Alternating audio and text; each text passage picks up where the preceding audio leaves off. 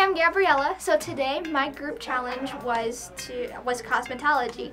So we didn't just cut hair, we also delved into like internal and external aspects of ourselves.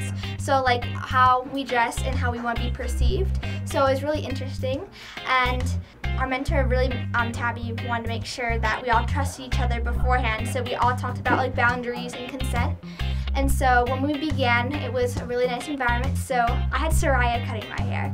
And at first I was like, okay, I got this. Like, I don't really care.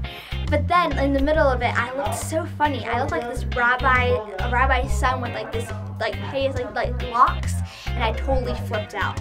But then afterwards, over time, it started to look a lot better, and it like curled under, as you guys see. And it was really interesting because it was definitely a very drastic cut, like compared, since it was like down to my shoulders before.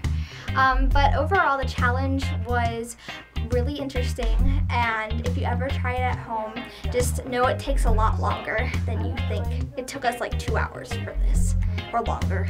Yeah, cool, thanks.